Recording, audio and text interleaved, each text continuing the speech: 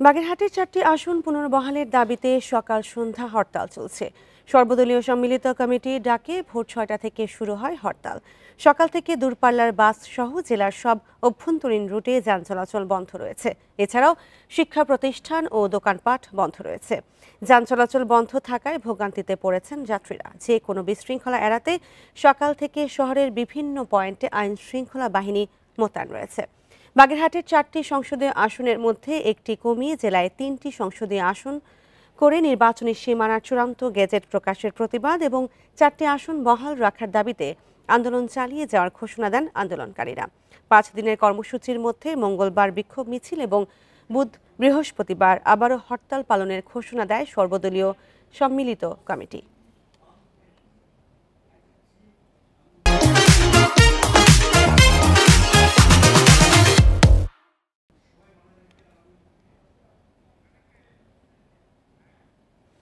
আর এ নিয়ে আরও জানাতে বাগেরহাট থেকে যুক্ত হবেন সহকর্মী অলিভ কুমার ঘটক।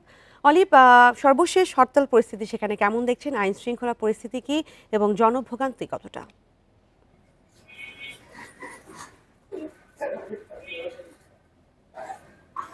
জি দেখুন, আমি এখন বাগেরহাটের প্রাণকেন্দ্র বাগেরহাটের কাজী নজরুল ইসলাম সড়ক, এই সড়কটিতে আমি দাঁড়িয়ে আছি। এইখানে কিন্তু বাগেরহাটের সব থেকে বড় বড় ব্যবসা প্রতিষ্ঠান, বিশেষ করে গার্মেন্টস শিল্প বলতে গার্মেন্টস ব্যবসায়ীরা হচ্ছে এখানে ব্যবসা পরিচালনা করে। এখানে আমি এই কাজী নজরুল ইসলামের সড়কের অবস্থা যদি আপনাদেরকে একটু দেখানোর চেষ্টা করি, তাহলে হচ্ছে আপনার এই বাগেরহাটের এই প্রাণকেন্দ্র এই শহরে কিন্তু এইখানে আপনার দেখবেন সব দোকানপাট কিন্তু তালাবদ্ধ রয়েছে, বন্ধ রয়েছে। আমি ব্যবসায়ীদের সাথে কথা বলেছিলাম, তারা যেমনটি জানিয়েছেন যে এখানে হচ্ছে আপনার তাদের কিন্তু ব্যবসায়ীদের অধিকাংশ ব্যবসায়ীরা কিন্তু ব্যবসায়িক লোন থাকে, প্রতিদিন খরচ আছে। তো তারপরে হচ্ছে বাগেরহাটে যেহেতু একটি আসন কমিয়ে দেওয়া হয়েছে, এর কারণে কিন্তু তারা আজকে এই আপনার করছে, তারা এই আন্দোলন করছে। এই আন্দোলনের সাথে তারা কিন্তু একাত্মতা ঘোষণা করেছে। তারা চেয়েছে যে এইখানে যাতে আপনার এই বাগেরহাটে যে 4টি সংসদীয় আসন থেকে একটি কমিয়ে দেওয়া হয়েছে, এই সংসদীয় আসন কমিয়ে দেওয়া হয় কিন্তু তারা কিন্তু এটা মেনে নিতে পারেনি। তারা কিন্তু এই আন্দোলনের সাথে স্বতঃস্ফূর্ত অংশগ্রহণ করেছে। আপনাকে একটু বলতে চাই যে বাগেরহাটে আজকে কিন্তু অফিস আদালতগুলোতেও কিন্তু মানুষের উপস্থিতি খুবই কম। একেবারে প্রয়োজন ছাড়া কিন্তু কেউই ঘর থেকে বেরোয়নি, অফিসে কিন্তু উপস্থিতি খুবই কম। আপনার বাগেরহাটের যে জেলা প্রশাসকের কার্যালয় রয়েছে, সেই জেলা